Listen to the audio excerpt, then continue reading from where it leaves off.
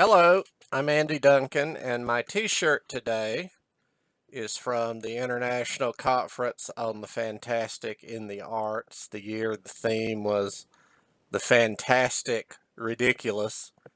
The artwork is by John Picasso and is titled Away From Here.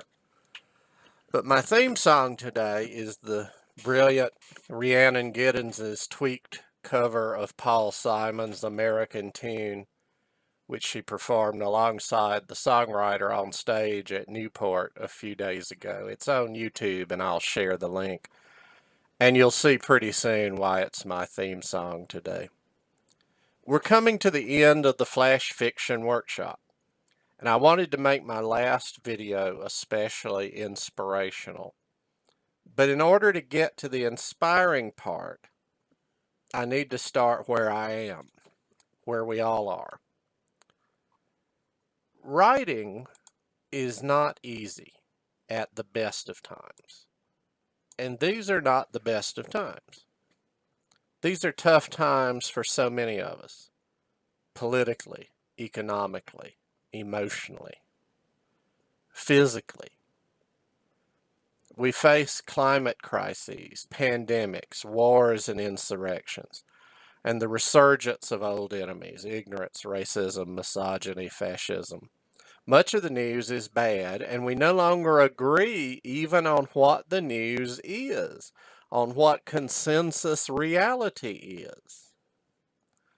Add to that all the perennial everyday challenges of life, landing a job and keeping it, staying healthy, finding partners, raising the kids. And it's no wonder that I've heard from scores of writers at all ages and stages, mentors and students alike, that writing has become harder than ever. Or in other words, I don't know a soul who's not been battered. I don't have a friend who feels at ease. I don't know a dream that's not been shattered or driven to its knees. Amid all this, just this past April, I was reunited with some of my high school classmates, and while a few things surprised them, my beard primarily, they said my being a writer surprised them not at all. That was obvious, they all said. They had seen it all along. Well, my first thought was, well, I wish someone had told me.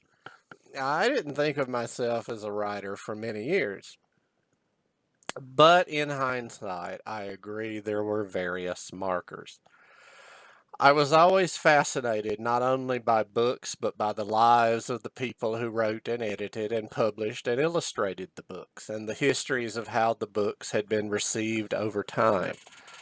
I loved reading published volumes of writers' letters and diaries, and I loved the annotated editions that delved into how the work came to be.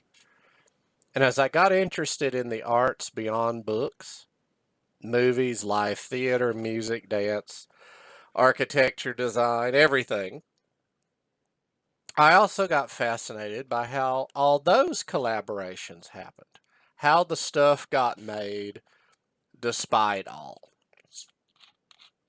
In other words, the DVD commentary track was invented for people like me.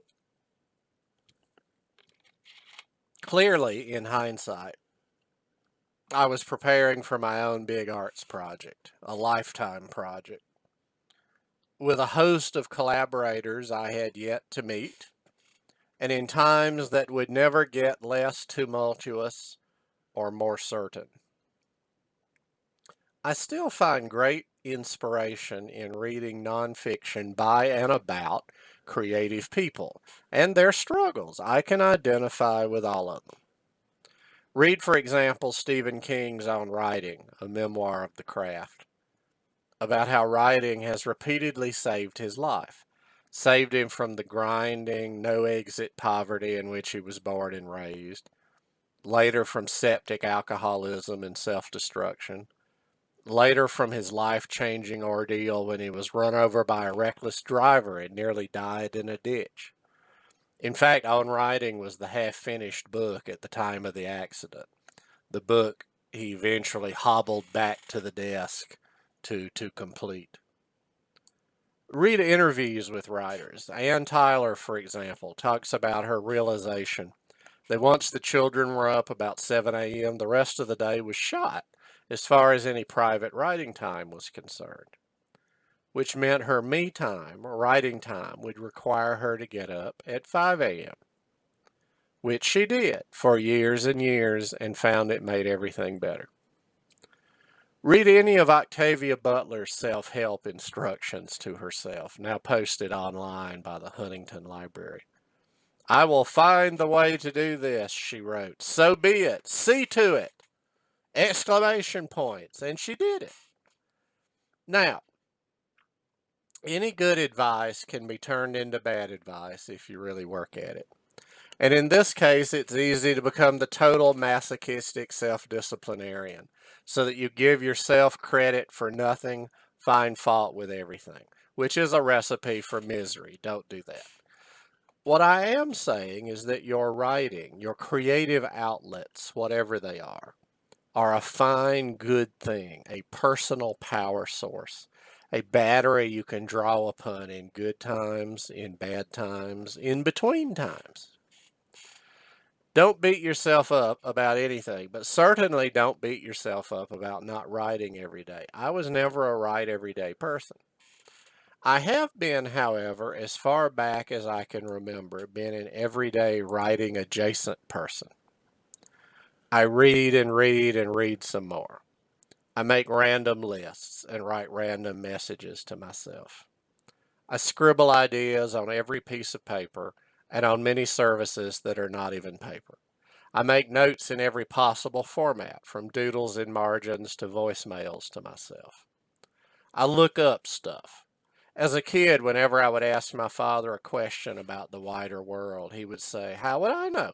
Look it up and then tell me." So I'd look it up, and I'm still looking it up. I still roll index cards into the typewriter, 2 retro items in one, and bang out whatever comes to mind until the card is full. I write down scraps of overhead conversations. I collect unusual names, facts, words, and phrases. I take random photos. I daydream. Charles Schulz, the creator of the comic strip Peanuts, said the most important creative work of his day was staring out the window. Today we might call that meditation, but he was clearing a space. You too can do all these things. You don't have to do them daily, but if you do them often enough, they just become part of who you are. And if that's already who you are, great. Now own that, embrace that, value that, and keep doing it despite all, because it's important. It's a sort of world making. It helps, and not just you. I'll close with a Clarion West story. Perhaps the most memorable afternoon of my Seattle summer of 1994 was when our Clarion West cohort was paid a visit by Octavia Butler. She rode the city bus to our dorm at Seattle University and chatted in the lounge with us for a couple of hours.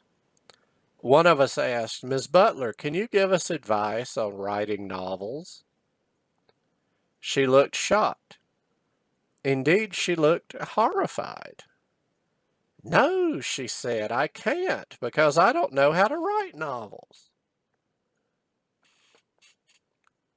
At the time, she had published, I believe, 10 novels, including Parable of the Sower, including Kindred.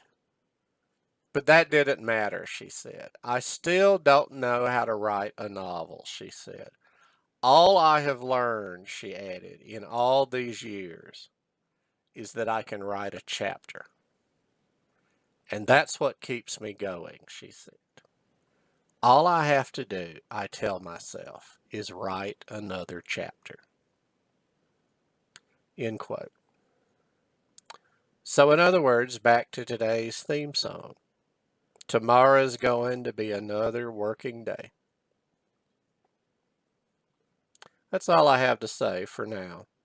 I hope this helps you as you head into your next working day, your next chapter. I look forward to reading it. Thanks for writing, and thanks for listening.